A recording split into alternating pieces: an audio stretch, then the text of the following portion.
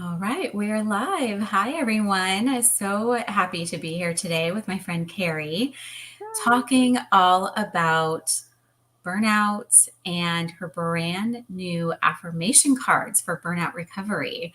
I am so thrilled, Carrie, to be here with you because I know they just came out like 2 days ago. Yes. And we've been talking about this. We've been talking burnout For for a years. very long time, since Yes. before either one of us had books on burnout. Yep. And now you have a book, a workbook, and some affirmation cards. Thank you. And so let's introduce ourselves really quick, and then we'll Okay. we'll dive into talking about our burnout journeys and what has shifted for you this year as you were hmm creating these cards and what that inspiration was. So I'll go first. So Okay. anybody who doesn't know me will know who I am. So I'm Jodie Solberg, and I come from the mental and behavioral health world. I'm a certified master hypnotherapist. I've been in mental and behavioral health for about 25 years now. And I worked with a lot of women in business.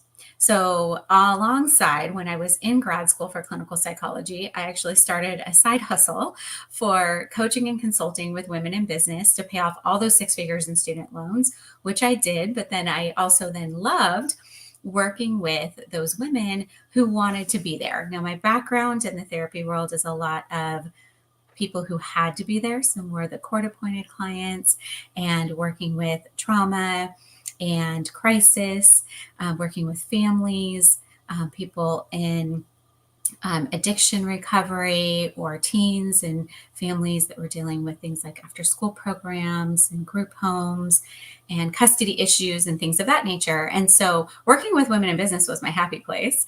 And I loved it. And what I found was I was getting really burnt out doing both. hmm And women in business aren't just businesses in a bubble. I wasn't, and neither was anyone else I was working with. And as a hypnotherapist, what I would recognize is there were a lot of subconscious things that were going on. Obviously, that's about 90% of everything that happens is behind the scenes. Right. And there were a lot of blocks and barriers. People would be so frustrated that were coming to me about their business, thinking, I don't know why I can't get myself to do the things I know I need to do in my business.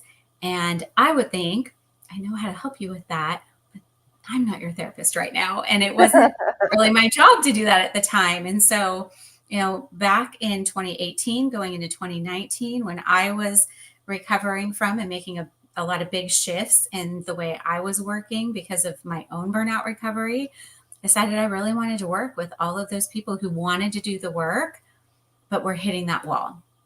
And I wanted to treat women as whole people, not just a business in a bubble. And so that's where Psyched Up Success was born. And so now, I help women to be able to identify those blocks and barriers. A lot of times people don't even know that they're burning out. It can be from corporate, it can be from entrepreneurship, it can be caregiving. And hmm as women, we play so many roles. We have hmm partners, often, kids, aging parents, pets, ourselves, our own health journeys, maybe caregiving for any of those people around us, and we have our careers. Right. And so helping them to create that work-life harmony and help themselves, and then also break the generational cycles and help their families is my focus. And so that's a little bit about me. And so, Carrie, share your backstory and what brought you to where you are today. I started a nonprofit a long time ago. It was 2011, and it was a bullying solutions organization for young girls. And at the time, girl on girl bullying was like an international bubble. It was, just the spotlight. Um, and I burnt out several years into launching the business. We were everywhere, running everywhere. We had workbooks on the market. We were leading after school programs in like 8 different states. It was a lot to take on. I burnt out. I say a lot that I burnt out before burnout became a buzzword. Back when I recognized I was burnt out, I was 35. This is 11 years ago. The only other person talking about burnout was Ariana Huffington. So I actually started writing about my burnout journey back in like 2014. And that led to getting on stage, and it led to conversations with people all over the world. And burnout isn't a new thing. It was actually coined in the 70s. And back then, the research was, oh, just take a nap, power naps, 20 minutes. Which ironically is kind of how corporations started pulling in nap pods, and that became a thing. That is still a thing. Big companies have nap pods. But I wrote about my burnout journey in my first book, Unapologetically Enough, which came on the market in 2022. And this had a really surprising response. People called it a mental health book. And I did not think I created a mental health book. I thought I created a self-esteem, self-empowerment kind of thing. Mental health book was a very different response. And it led to me actually going into corporations and leading burnout recovery workshops and seminars. I've done that for several years now, being the keynote at conferences, going into private healthcare networks, and working with businesses on how to prevent burnout and how to support their staff coming out of burnout, boosting morale, helping communication between staff and management. That has been the result of my work in the burnout space. I did create a burnout recovery journal, which came out earlier this year, and that's the result of all my work, the Enoughness Method. But my most recent experience with burnout has been because of caregiving. My husband was diagnosed with cancer at the end of 2023. And so for the last year, I've been playing that caregiver role. And, going from full-time entrepreneur to full-time caregiver overnight was a shock. I don't think anyone's really prepared for that. And slowly coming out of it, but caregiving led me to a level of burnout that was unlike previous experiences with it, because while examining the difference between entrepreneurship burnout and caregiving burnout for me was, my entrepreneurship was, I say a lot, it was like self-inflicted. I could have stopped, but I decided not to. I just kept on going. I just kept on running that rat race. And I was like, if I could just get this, everything would stop, everything would change. And I kept myself in that cycle because I felt I wasn't enough, which is really why the whole book came about in the first place. Caregiving was life or death. If I stopped, he would have stopped. If I stopped managing that for him, he didn't have anyone to do that for him. And so it was traumatic. It brought on a level of trauma associated with it that I did not expect. So yeah, that's how I ended up in this space. And I create what I really wanted a lot of times. We can talk about all that. Like, there was so much I learned from that. But I did create these burnout recovery affirmation cards, which just came on the market to support myself first and foremost. These beautiful, they're just absolutely gorgeous. These beautiful, really pretty images with just a single affirmation on the back. Like, sometimes it's just like a simple sentence of just reminding myself of how to take care of myself, how to stop, recenter, retrain my nervous system, break the fight or flight pattern in moments of chaos and feeling like I'm out of control, losing it, can't calm down. I just needed one thing to help me focus. And so that's why I created the Burnout Recovery Affirmations. Yeah, it was really born out of that necessity for yourself to take care of yourself. And when we're caregiving, that's so, so important. I work with so many people who have either their own health conditions or they have someone close to them that they're caregiving for that has those health conditions. And like you said, it's a whole different ball game. When we were talking about the 70s, right, that they coined the phrase burnout, and they're like, just take a 20-minute nap. They were only talking about corporate. They weren't talking about any other kind of burnout. Now it's become a much more common word. People have more awareness around it. And sometimes they still are thinking of it as just work related. And yeah, we had that, corporate entrepreneurship, but caregiving burnout is a very real thing and Oh, it's for very sure. prevalent. Yeah, it's really, really important to understand that. And so taking care of yourself first is really key. You and I have a lot in common in different seasons and in different ways. I've shared with you that, my journey with someone close to me having cancer goes all the way back to high school when my mom, I was 16 and my mom was diagnosed with cancer for the first time. And she was actually given a 6-month terminal diagnosis.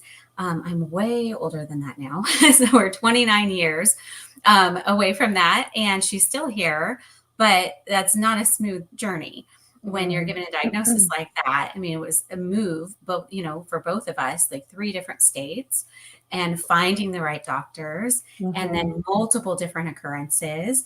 And when I made that shift into my private practice of what I'm doing now, it was also born out of necessity for me to be able to take care of myself first so I could take care of everyone and everything else because in that time frame that I was talking about, I had actually been in a really bad I was already burnt out working and doing all the things. Then I was in a bad car accident. I wasn't recovering properly because I was still trying to do all the things. One of my dogs got cancer. My mom started having more health issues again and had to move in with us. There were so many things going on. And so I had to make major shifts in the way I was working so that I could be the caregiver. And, we had to move so that we could have a 1-story house that could accommodate everybody and not have stairs for my mom. And, I needed to be able to work from home because I couldn't go either for myself and my own health, but also I needed to be present for everything that was going on and be in the home all the Mm. time if I was needed for caregiving. And it's a lot. And, she's doing really well now, but there's still those health challenges. And I Yeah. know you're in that space now too, where you've kind of turned a corner with your husband's health, but you're still dealing with those after effects. And there's still going to be pieces of that that you're both handling for a long Mm. time. And like you said, it can be such a traumatic experience that having tools and resources like what you've created to lean on are really important. Just even those beautiful images and the words just reminding you Yep. that you get to take care of yourself and that that's important, that that Yep. is crucial in order for you to take care of your husband. And like you said, it's very different than entrepreneurship. It's like, I want to keep my business going versus that literal life and death. I have to. I Yeah. know. I share I'll just pull a card. They're always at my desk, and so I'll just Hmm. pull a card and whatever is at the top. And so this is the image of today. Really pretty soft Hmm. images. That's what I wanted. So really, I wanted something uh, aesthetically pleasing to look at that wasn't going to trigger any major emotional. It was just going to be peaceful. And the affirmation is, I share my big win from the day with a loved one, because my experience with teaching, leading these burnout recovery seminars, when I'm up in front of these audiences, there could be anywhere from like 500 to 2,000 people. And sometimes it's like, well, how many of you left your desk for lunch today? And, in the healthcare industry, that's really hard. A lot of times they can't, or, if they're in the hospital setting or a hospice setting, that's impossible, sometimes really hard. But then if they're in their corporate setting, a lot of times they isolate. They don't want to have any interaction. They want to just keep their head down, do what they have to do, and then leave. And so they're in this perpetual cycle of, um, I, I can't even think of the right word to keep them in this place of um, just managing. I guess that's it. They're just surviving. They're in management, Hmm. right? They're, Survival mode, basically. yeah, exactly. Yeah. So right now my husband and I are he's 6 months post his last treatment. He actually has scans this month. And just hearing the doctor's voice or seeing the hospital scheduling department number pop up on my phone or seeing a message come through, it's getting better. It's not panic, an instant panic, or like my stomach used to ball up, or I feel like I um, instant fight or flight. Like now what? But he's still nervous about scans, even though knock on wood, hopefully he caught everything. But I imagine it'll be probably another year until we're both like, oh, I remember that time. And the hard part is like, the hospital is off a highway. We pass it all the time. It's, we were talking about this last night. We went out to dinner and driving home, we passed the hospital, and it was like, remember when that happened? You were in there Monday through Friday for 8 weeks, sometimes for 10 hours a day. There was one stint where we both slept in a hospital room for 8 nights. You nearly died. Remember that? That's crazy. It all just keeps flooding back. There's so many of those little triggers that activate your nervous system again, like you said, and it's starting to calm down, but it's a big process. And once you get through each milestone, maybe it'll calm a little bit more and a little bit more, but it's not a switch of a flip, or a flip of a switch. It's surprising what catches me, or what when I find a pocket of release, or I feel my body shed something.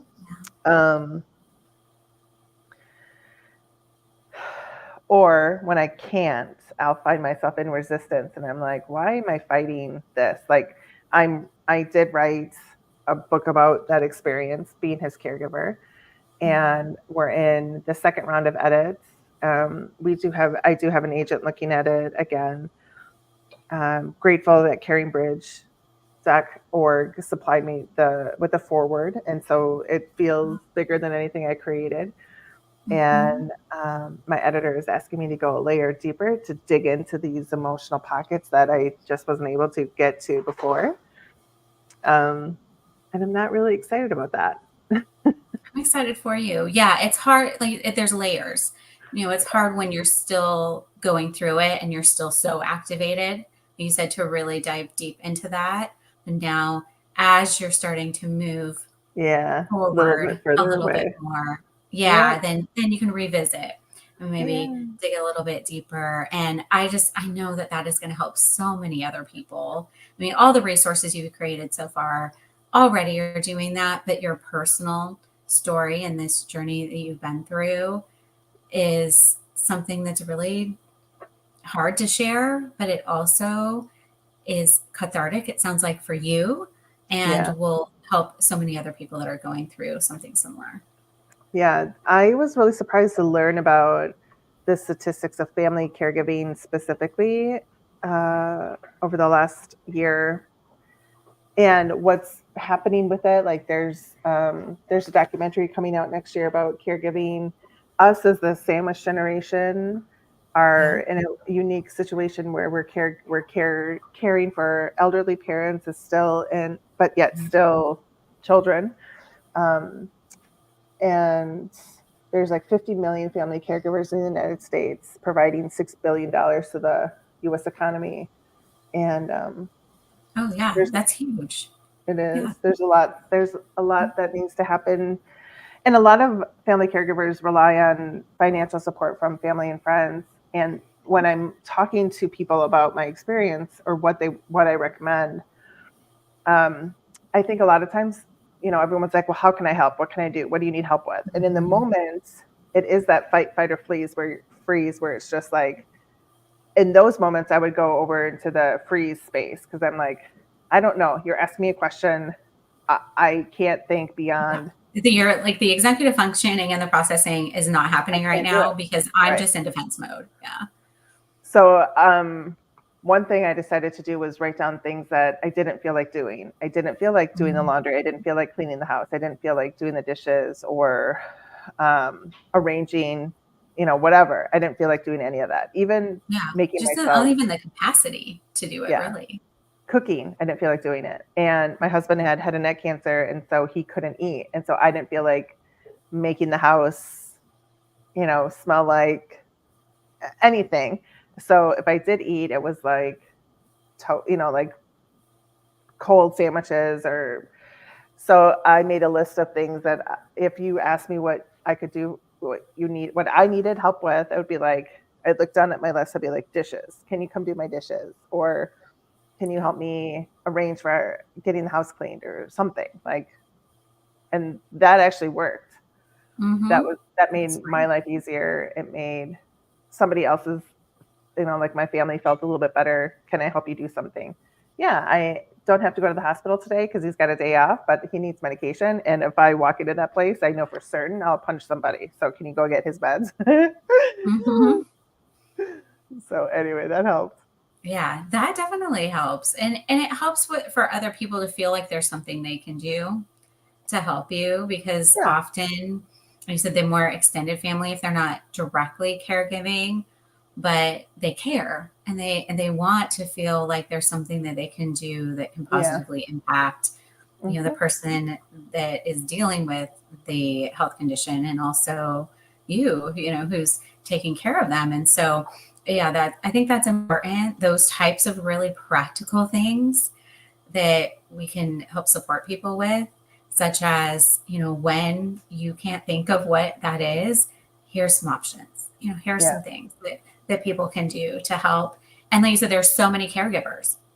And I'm in a very unique age at the moment where half of my friends are still having babies, half of them, and some of them both have grandkids, and we have the aging parents. Like you said, that whole yeah. sandwich generation where you It's might have weird. all the things at the same time, and it's a lot. And I saw a stat in the last year or two where it's like 40% of caregivers are feeling burnt out, at least at the emotional level, and at least half of those Oh, for are feeling the physical effects. So, when we think about that burnout, it's on the emotional, mental, and physical level. And because you're putting everything into caregiving for someone else, we can often have our own health issues and things that are coming up because of the stress or because of not taking care of ourselves. And so, having someone else help with just some of those things that aren't those necessary survival tasks but still need to get done can help take some of that burden off, to yeah, be like, okay, like I can maybe breathe a little bit, or at least I know that there's food there, or, the house is getting clean. It's not just all piling up. And so it yeah. can really ease some of the burden for people. And for me, it was a coping mechanism where it was like, uh, if it didn't get done, I felt like I was failing. If Mm-hmm. the house went to shambles, or I wasn't feeding or I was just eating at the hospital cafeteria every day, I felt like I was losing myself. And as a caregiver, your identity sort of gets sucked up into the loved one's diagnosis a lot of times. I Absolutely. I felt that way when I was first, brought into or tried to find a caregiving group for myself, a support group for myself. It was like, a lot of the support groups just want to talk about the diagnosis. They don't want to talk about self care or mental health of the caregiver. And I do. That it's part of, being a self development like junkie. I have to Mm-hmm. lean into my own growth. I don't know how to survive this without that piece, Yeah. which is one of the reasons why I created these, because there wasn't anything on the market like it. And I really felt like if I could have one thing to bring with me while I'm sitting in that chair or sitting on the ground, stretching, trying to keep my mind off of the fact that, he's bolted to a table and having radiation penetrated into his body, that would help me not feel like I was losing my mind. So the affirmations are just really simple. They reflect self care, but they reflect mental health, and then actually nervous system regulating tools. So, like, I allow myself to cry today. Crying is a great regulatory Mhm. system, technique. Cold, Absolutely. No, cold don't therapy. hold it in. Yeah. Yeah. Cold therapy is on here, laughing, yawning, all sorts of Yes. regulatory Oh, systems. people don't realize how amazing all of those things are for that nervous system Yeah. release and shift, and Yep. how vital that is. That, Yeah. as humans, we try to stuff it all in, and that is not serving us. Nope. Not at all. Wow. Well, I know you didn't set out to create mental health resources, but you kind of fell into that. And, again, we're whole people, right? We Right. can't separate that out. Like you said, that self-help space and our mental and physical well-being, all of those things are so, so connected. Hmm. And as someone who has been in that field for so long, I think it's wonderful that you can share those experiences and what's worked for you.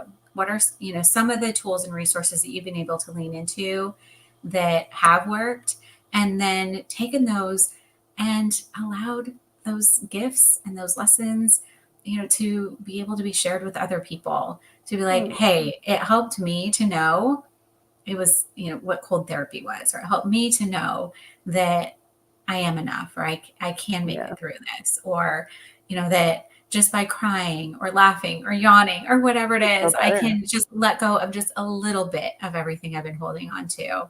So I would love for you to share where people can get your burnout recovery affirmation cards and everything else that you have to offer, because like you said, you have a book, you have your Yep. workbook, and you have the cards.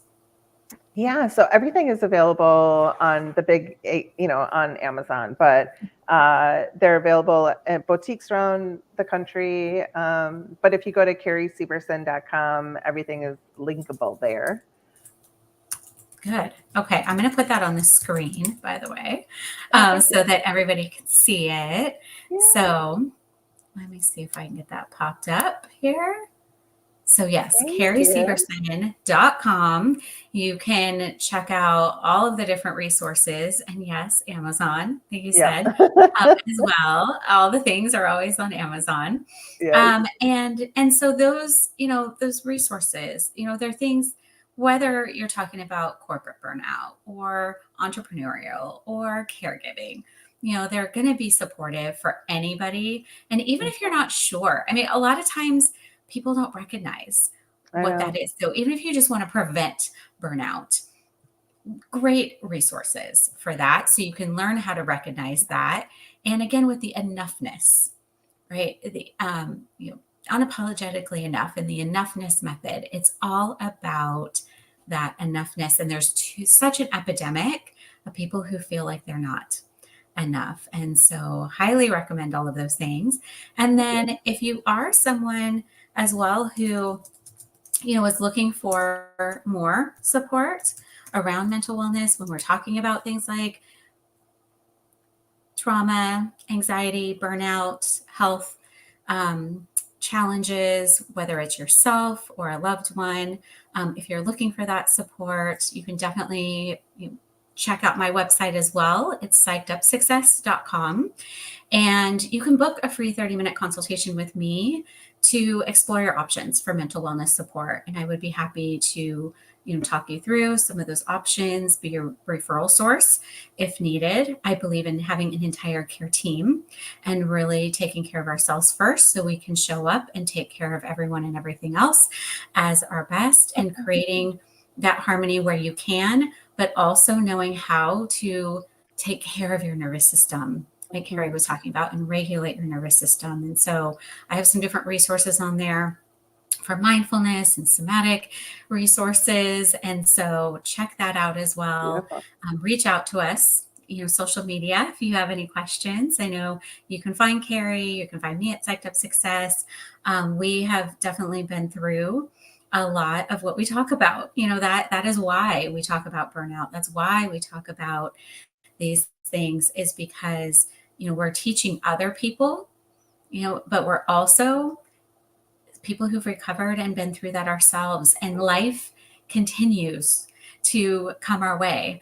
And Yeah. so in different parts of our journey, we're going to all experience different things, but you're not alone, and I think that's important too through, what we're talking about today is that people know that there are resources available, there is support available, and that you're not by yourself in that journey.